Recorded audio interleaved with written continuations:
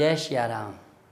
मित्रों, 12 नवंबर 2023 को दीपोत्सव है, दीपावली महोत्सव।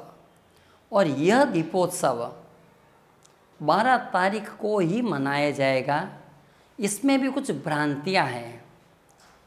कुछ लोग ऐसा मानते हैं कि ये 13 तारीख को होगा, लेकिन दीपोत्सव 12 नवंबर को ही मनाया जाएगा, क्योंकि अमावस्या तिथि को दीपावली मनाई जाती है। और उस दिन संध्या काल में, क्योंकि दीपावली पूजन करते हैं रात्रि में, तो संध्या के बाद में दोपहर में 2:45 के बाद अमावस्या तिथि आ जाएगी। तो रात्रि काल में, निशा काल में यह अमावस्या तिथि ही रहेगी। और चूंकि अगले दिन 13 तारीख को वापस दोपहर में 2:50 तक जो है वह अमावस्या तिथि रहेगी, लेकिन रात्रि काल में प्रतिपदा या एकम तिथि आ जाएगी शुक्ल पक्ष की। और प्रतिपदा तिथि में जो है दीपावली पूजन नहीं होता है, माँ लक्ष्मी पूजन नहीं होता है। तो सबसे पहली बात यह है कि यह दीपावली महोत्सव 12 नवंबर 2023 को रविवार के दिन ही मनाया जाएगा। दीपोत्सव केवल एक पर्व नहीं है, ये पर्वों का समूह है, ये महोत्सव है। और ये 5 दिन तक चलने वाला बहुत ही श्रेष्ठ, उत्तम फल देने वाला, सभी प्रकार की सुख समृद्धि और संपत्ति देने वाला, मनुष्य की सभी इच्छाओं की पूर्ति करने वाला यह महोत्सव है। इस महोत्सव का प्रारंभ शुरू हो जाता है धन त्रयोदशी से, जिसे हम धनतेरस भी कहते हैं। और इस वर्ष 10 तारीख को, 10 नवंबर 2023 को शुक्रवार के दिन, प्रदोष तिथि के दिन ही धनतेरस मनाई जाएगी। कितना सुयोग है, प्रदोष तिथि है और धनतेरस भी है उसमें। उस दिन तो धन त्रयोदशी मनाई जाएगी। माँ लक्ष्मी की अनुकंपा प्राप्त करने के लिए भगवान गणेश और लक्ष्मी जी की पूजन इस दिन की जाती है। और धन त्रयोदशी केवल आर्थिक संपत्ति प्राप्ति का नहीं है, क्योंकि धन कई प्रकार के होते हैं। जैसे कि सबसे बड़ा धन है व्यक्ति का तन, उसका शरीर ही सबसे बड़ा धन है। शरीरम आद्य खलु धर्म साधनम, हमारा स्वस्थ शरीर ही सबसे बड़ा धन है।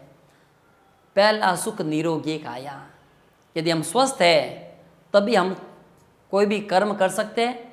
तो शरीर की स्वस्थता सबसे बड़ा धन।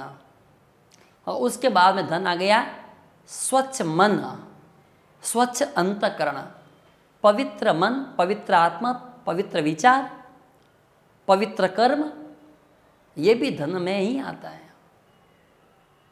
एक धन होता है यशो धन, मान धन। हर व्यक्ति यश, प्रसिद्धि, ख्याति प्राप्त करना चाहता है, मान और सम्मान प्राप्त करना चाहता है। और फिर आ जाता है धन दौलत, जो रुपये पैसों या सोना चांदी इत्यादि के रूप में माना जाता है।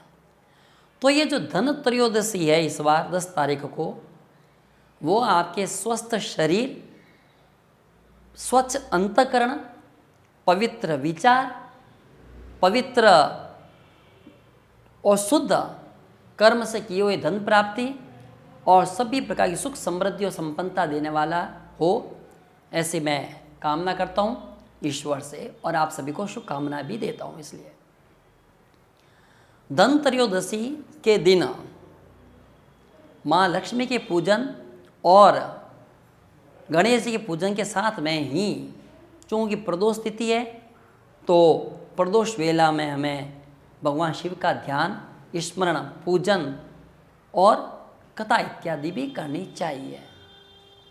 इस दिन भी शमी पूजन किया जाता है, क्योंकि शमी के वृक्ष में भी माँ लक्ष्मी का निवास होता है। साथ ही इस पूजन में सबसे महत्वपूर्ण चीज़ ये रहती है कि आप यहाँ कमल पुष्प, कमल गट्टे, हल्दी का प्रयोग, आके दाने, साबुत दाने और कुछ रीतियाँ, एक रीतियाँ होती है लाल रंग की, काले रंग की, सफ़ेद रंग की, इन रीतियों को भी आप इस पूजन में प्रयोग में लाना चाहिए। रीतियों को एक निश्चित मात्रा में ले आइए, कुछ कमल गट्टे ले आइए, उन्हें माँ लक्ष्मी के सामने जो है वो कुमकुम, केसर, चंदन, लाल पुष्प, इत्र इत्यादि से पूजन करके एक बर्तन में डाल करके रख दीजिए। और ये 5 दिन तक बना रहेगा। अगले दिन 11 तारीख को यम चतुर्दशी है। यम चतुर्दशी मतलब जिसको रूप चतुर्दशी भी कहते हैं। और यम चतुर्दशी के दिन सायंकाल सूर्यास्त के बाद जब हम दीप प्रज्वलित करते हैं, उस समय अपने घर के बाहर खड़े होकर के और दक्षिण दिशा की तरफ मुख करके हाथ में एक दीपक यमराज के लिए लेकर के और यमराज से प्रार्थना करनी चाहिए कि हमारे परिवार में किसी भी सदस्य की अकाल मृत्यु न हो। मृत्यु के देवता यमराज है, तो यमराज की प्रसन्नता के लिए और हमारे घर के सभी सदस्यों की दीर्घ आयु के लिए प्रार्थना करते हुए ये यम दीपक प्रज्वलित करना चाहिए। दक्षिण दिशा की तरफ मुँह करके ये जरूर ध्यान रखें आप। तो उसके बाद में 12 तारीख को दीपोत्सव हो गई। दीपोत्सव या दीपावली का जो रात होती है, दीपावली की रात, ये काल रात्रि होती है। एक वर्ष में 3 बड़ी रात्रियाँ आती हैं, काल रात्रि, महारात्रि, मोहरात्रिश्च। उसमें से काल रात्रि है वो दीपावली की रात्रि होती है, मोहरात्रि होली की रात है और महारात्रि शिवरात्रि कहलाती है। काल रात्रि, काल का अर्थ समय और काल मतलब यम, मृत्यु, दोनों को काल ही कहा जाता है।